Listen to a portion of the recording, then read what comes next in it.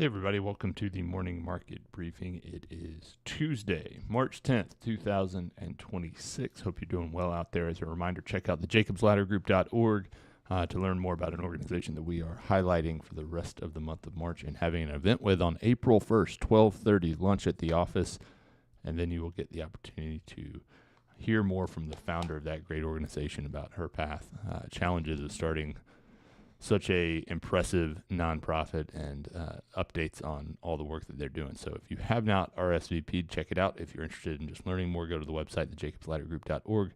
You can even donate there. I'm trying to help raise some funds for these fine people. Great interview on the YouTube channel. If you're not subscribed to the YouTube channel, make sure you do so. And go ahead and like all the videos and get alerts and watch us live, all that good stuff. Tom, Ben, how we doing? I will say, I think someone inadvertently got the Hicks' hug by RSVPing shortly after the call. I don't know if it came from the call. There was no mention of the hug in the email, but unfortunately for Hicks, that's super exciting. he's about to have to hug somebody. Hicks looks giddy over there, like a little schoolboy on field day right now. That's how I would describe Hicks. Man, best day of the year. Yeah, That's how you crown the fastest kid in class, which is very important. Definitely my favorite quote ever from my 7-year-old son was, it was around Christmas time, and he said, "Why do they say this is the most wonderful time of the year when field day is at the end of school?" It's true. So makes you think. Ben, we about to have a Taco Tuesday? I think we started to get there yesterday. I think that there was some CBS reporting initially that came out that said Trump was looking to wind down the operation sooner rather than later. And then there was an announcement at 5:30 where he further elaborated on this. I think that, some of the initial headlines and initial reaction was about fair. Oil is just so much governed by speculation right now on the front month contract on the spot market that that's moving around a lot. But the market itself, I remember Liberation Day when tariffs on, tariffs off. Tariffs on was down 4%. Tariffs off was up 8%. This was a down 1.5%, up almost 1% yesterday. So you saw some relief, but also, what you've been saying over the last week, Andrew, is that there really hasn't been much of a stock market impact yet. Most of the impact has primarily been on spot oil markets, as well as interest rates to a lesser extent. But interest rates also came back. I think they were over 421 at one point early in the morning yesterday, and they ended up, I think they're around 410 right now. So they've come back a bit, which should bolster people a little bit more concerned about mortgages. We got a CPI number tomorrow. So that's kind of the underlying flavor that's going on in markets. We can talk a little bit more about the nuances of what Trump said and kind of what's the next steps there. But I think that's the flavor of what's in markets today. Obviously, things can change. Did you see that Tim Rose is already preemptively fighting that CPI is going to be low tomorrow? Yeah, he said if CPI is going to be low tomorrow, but they're not going to care about that because just wait till April. Yeah. And to me, I'm like, well, April, yes, we see the housing number that comes back that we skipped it in October, which will hit by like 7 basis points or 9 basis points. But we also are lapping on a year-over-year basis tariffs from Liberation Day. So what's that impact on the base effect? So he's definitely picking and choosing based on what he wants. And I think he's going to conveniently stop talking about oil prices today. He's not tweeted anything since then. He just said, man, everybody thinks inflation is going to be cold tomorrow, but it's old data and April's going to be bad. Yeah, it's interesting to see him now point out that the data is old. On the war front, Trump, he seems to be kind of recalibrating back to the 4 to 5 week schedule, Ben, saying that we're well ahead of that schedule where they were. But notably, there's been kind of two concurrent timelines running. One that was talking about, well, we're not to the point where we would want boots on the ground, but also alluding to a much longer period of combat, and then one saying, well, we're ahead of the 4 to 5 week schedule, and saying that the primary objectives are pretty well complete, and then kind of referencing back to the stock market, which He's for the boys. Yes. If they stop firing, but kind of are more covert about what they're doing, does that constitute an end to the I think at the end of the day, I mean, what the quote in our market memo from Friday speaks exactly to what is going on right now, and that is when he was asked about what do you do in Iraq in 2007 by Wolf Blitzer. Trump said, and then Wolf said, "How do you get out?" And Trump said, "How do you get out? You get out. You just declare victory and you leave." And that's kind of what I think he'll do here. I think that one thing that he has staked his claim on is that he's not a fan of the new of the son. Yep. Junior. And so I think that will probably be dealt with one way or the other. I mean, the irony is, but before something happens. But I think subsequent to that, I think that we're okay. I also think, I mean, obviously this is a different scale of operation from what happened in Venezuela. It's different than what happened with Operation Midnight Hammer back in June of last year. But specifically going back to June, the immediate reaction from not just like people online, but like the media, the immediate reaction was, wow, this is really impressive. We need to learn more. And that was like on a Saturday night. And then by Sunday, it was like, well, we'll have to see what the follow-up is. And are there going to be boots on the ground? And then at some point, it just kind of faded. No one talked about it. I don't know that we're that far removed from if we were to just essentially stop.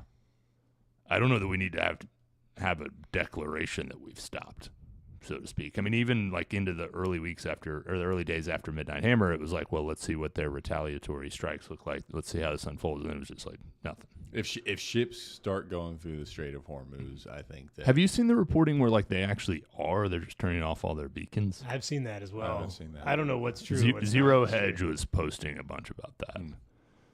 But I mean, it's hard to tell at that point. It's hard to tell what's going on. I mean, that's basically how HW won the first Iraq war. Is he got in there, he blew everything up, and then they just pieced out. Yeah. And, call it 15 years later, we had to go back. Some people would really argue over the word had to. But that's the move. You don't want to get stuck in these quagmires. And I think that, I mean, you almost have to treat it like cutting the grass. It's like every year and a half, you just got to smack her on, and then they'll be like, oh, yeah, you're right. We're not going to be doing, I mean, it's like. And you should cut your grass more often. Yeah, exactly. It's just like if it starts to get long, you got to go out there and cut it. And, they didn't do a great job. Maybe it rained too much after Midnight Hammer or whatever it's called. And they're like, oh, actually, we got to cut the grass again. It rained too much. And that's this. And then, you got 2 weeks and maybe you have to come back. The other thing that I would note on Trump is that he's talking about the stock market again, which is a good thing. There are articles in the Wall Street Journal saying advisors are saying Trump needs to find an exit ramp. I really have the suspicion. So we know how Jay Powell has the inside scoop with Nick Timmeros, and I think Besant has a similar favored editor. I don't know who it is at the Wall Street Journal. Man, that'd be a cool gig. But I think Besant has a line at the Wall Street Journal and gets articles written that he wants. I don't think you have a headline in the Wall Street Journal saying White House advisors advising Trump to kind of find an exit ramp without at least Besant's blessing on that. And I think that, I mean, from the start, Trump has even admitted that Besant was not a fan of this. Yeah. And you think he meets him at the gas station? They rip a cig and have a little Dr. Pepper in the morning. He's like, here's the scoop. He hands him an empty Dr. Pepper bottle with a message in it. Yeah. Can anyone come up with a cool nickname for an undercover journalist that might leak information? I'll just leave it at that. You guys can fill in the blanks. The oil situation, I mean, you alluded to it, Ben, but I mean, it's so much being driven by speculation now, almost speculation towards a crash in oil, which is fun to see the reversal. Ironic. Yeah, I mean, I think when you look at so when you look at oil and how it's constructed, you can either buy spot oil, or you can buy oil based on various delivery dates, and that's how a lot of actual professionals will think about oil. So they'll look at oil for March delivery, April delivery, June delivery, 2029 delivery. And there's a price that is attached to each of those delivery dates. And what you've seen is that the early delivery dates are wild because people legitimately don't know how they're going to get the oil and if they're going to be able to get it out of the Gulf. But beyond that, it's not really crazy at all. So this is really more of a logistical, this is a pure play supply disruption logistical issue. And if we can figure out a way to manage through that, then I think oil's going to go straight back down. I do think that there's a lot of speculation. So speculators can also participate in these markets. So you have real money buyers and sellers, and then you have speculators. And so what speculators will do is when they see the price really moving on the front, they're going to try to squeeze you. So like if you're Delta or an air, just call it Delta because everyone knows them. But you're trying to buy effectively oil, probably a refined product, but a derivative of oil. So let's just say it's oil.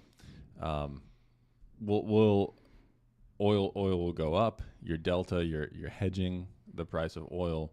Well, you got to re-hedge that and increase. And you got to buy more oil, and the speculators know you have to buy more oil at higher and higher prices. So they're going to push that price up. They're going to buy more because they know that Delta's right behind them. They're just going to be forced to buy.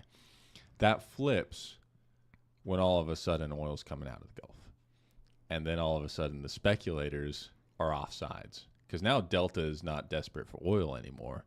No one's behind the speculators, and now the speculators are driving it the other way because they just got to unwind their positions before it crashes. So we went up over the last 30 days. We went up. We're still up 35%, but we're actually down 28% from yesterday's high. That's crazy. Yesterday was absolutely insane. But, I mean, that's the thing is if you think back to, like, middle of 2008 when there were gas lines, that was the narrative was, like, speculators knew they could just keep pulling and pulling and pulling on that rope. And it was just, I mean, we got well over $100 per barrel. ExxonMobil was the largest company in the world, mostly because everything else had sold off 40, 50%. But that was the game, and there was no real way to stop them. I mean, I feel like people are more sophisticated now in terms of, futures markets and seeing where there's a squeeze going on like that. But, that was the original meme stock, really. You could do, no wrong just buying oil, if anything, during that time. Because the speculators were in there so aggressively. And the U.S. does produce a decent amount of oil now, too.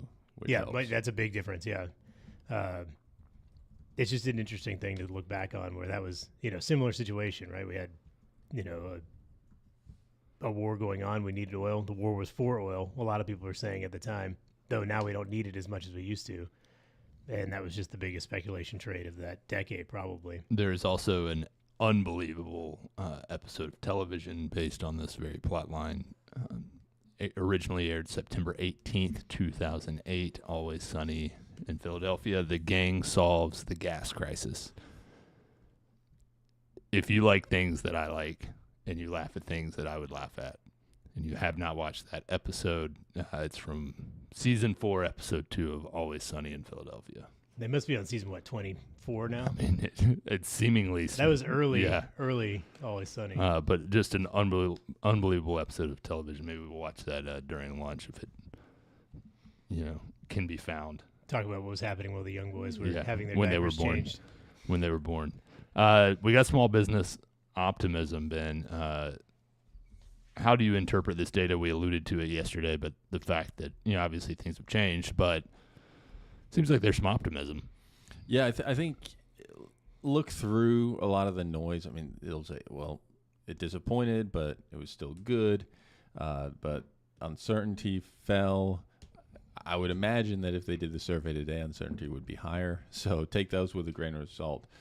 I think a few main observations for me. Number one problem for a lot of these small businesses is taxes, and continues to be taxes. Notably, not inflation. Inflation is actually number 3 on the list behind labor. And then insurance is a close 4th.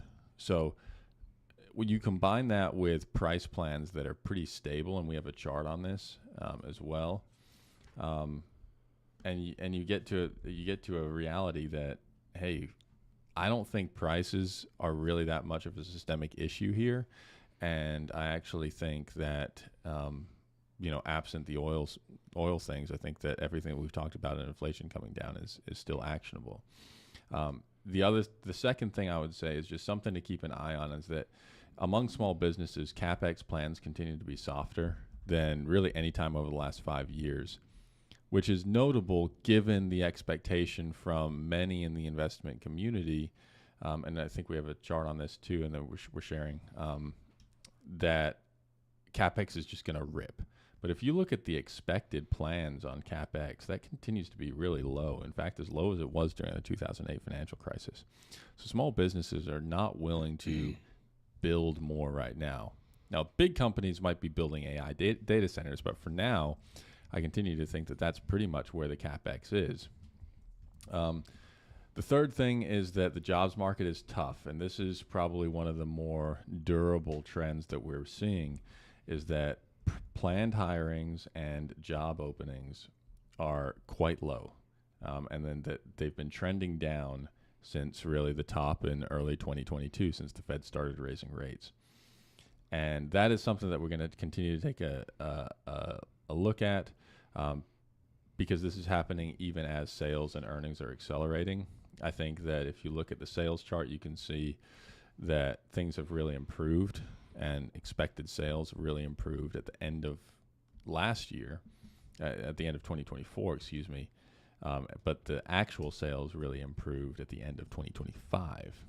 But it's really when you get to earnings and profitability where you see the dramatic improvement in small business finances. Things had been really bleak for about 4 or 5 years for small businesses, but that reversed pretty suddenly about 18 months ago. And that's something to keep in mind. So when I marry that with what's going on in the jobs market, I think that jobs market, we all know, is a lagging indicator. You fire people, kind of as a last resort, and you hire people once you've kind of reached that critical turning point where it's like, we actually need to hire people. Things are better than expected, and we think that things are going to continue. So I think that kind of explains where we are in the employment. I think AI is probably less of an issue on the small business side, at least right now. But I do think that employment will probably turn at some point, provided that these sales and earnings expectations continue. So those are my thoughts there. I think that overall, from an economic perspective, things are pretty good. From a jobs perspective, things are not so good. Hoping for a turn, but things are not so good right now. And from pricing perspective, very stable. And I think it's consistent with 2% inflation, or maybe even a little bit less given the housing market. We did get some reporting from Taiwan Semi, a little bit of a slower number rolling forward. Yeah, I think it was the Chinese New Year issue. So January was a little bit higher, February was a little bit less. The market certainly doesn't seem to care at this point. I saw the headline, it went from like 35% to 22% on a month-over-month basis, and I thought this is not going to be good. But it does seem to be related to the Chinese New Year. So we'll have to continue to see what happens with Taiwan Semi. I don't think there's upside, though, there relative to expectations significantly, which does give me a little bit more pause on things like NVIDIA. Good stuff. Tom, anything else you're keeping an eye on? I mean, I've been interested to see how the market reacts to CPI tomorrow. I mean, we've already kind of walked all the way back to where we were on the bond market, about a 4.12, 4.13 on the 10-year. So just strap in. I mean, there's a lot of opportunity based on this volatility. So if you see a lot of trades going off, it's us trying to kind of get you right-sized. And it's a weird year because bonds are outperforming, and so suddenly we're a little overweight on fixed income in many accounts, and so trying to figure out the best spot to be buying and selling next couple of days. And the 15th is a massive maturity day, so got to get prepped for that as well. Buckle up. All right, we will be back tomorrow. Hope you all have a great day. Talk to you soon.